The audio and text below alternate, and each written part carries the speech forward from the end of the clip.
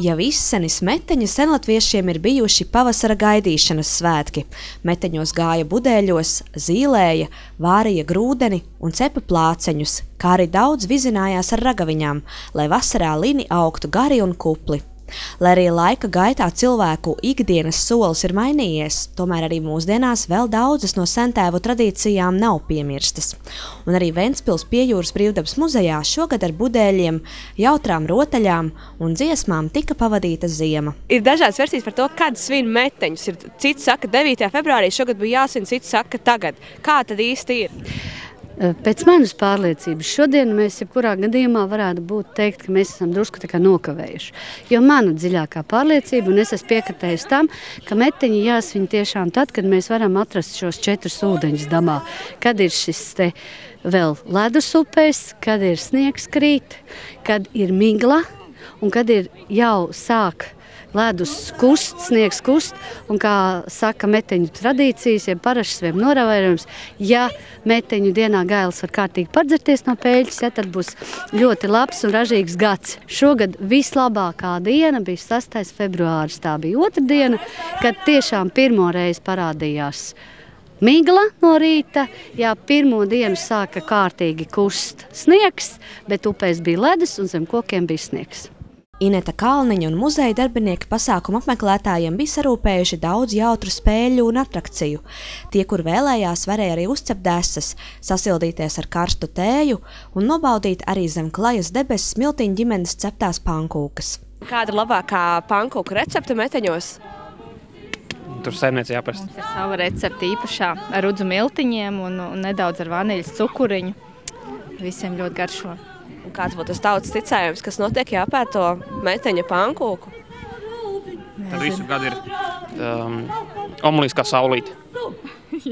Ar meteņu atnākšanu izbeidzas tumšo ziemas vakaru nodarbības, un cilvēki sāk domāt par pavasara darbiem. Tā ir arī pēdējā reize, kad iet budēļos jeb tā dēvētajās ķekatās.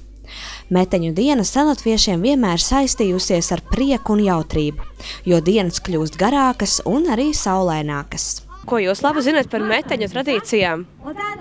Nu, kalni jābrauc, lai odi nekož lini aug, un kas tur viss bija? Nē, lieldienās bija jāšūpēs, lai lini nekož. Nu, kalni jābrauc, lai lini labi aug. Mums taču tik jauki lini ir, bet šogad atkal nekā nebūs. Jā, un ko darīt, ja nav tā sniega? Jācer uz citu gadu, jāgatavojas. Labas domas ir jādomā vienmēr, un tad viss iznāks. Tas būs vislabākais ticējums. Mēs zinām, ka tā ir latviešu maslinica. Ja? Un mēs esam šeit pirmo reizi, bet mums ļoti patīk. Tas ir mūsu viesi no Krievijas, un viņam arī ļoti patīk. Un mēs pamēģināsim izdzējot, un mēs jau uztaisījām laimīgu pogu, mēs dzeram tēju, un mums ļoti patīk. Šī ir modernā meteņu versija ar marshmallow. Jā. Ko jūs labi zināt par meteņu svinēšanu? Kas ir jādara meteņu dienā? Daudz jāšūpojas. Kas tad notiek?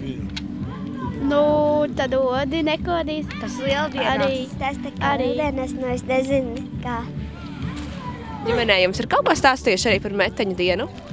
Ko arī latvieši tad darīja? Principā jā. Nu, un ko viņi labi pastāstīja? Kad daudz jāšūpojas. Tie ir latviešu svētki, un to svina pavasarī. Un tā ir tā kā pavasara atnākšana. Ziemas zīšanas. Kā ir šodien? Var just pavasari? Jā. Jā, smažo pēc pavasara. Nu, tu arī pat. Nu, sāk jau kaut kas arī augt, un tad jau beidzas tā ziema, un ledus sāk jau vairāk kust.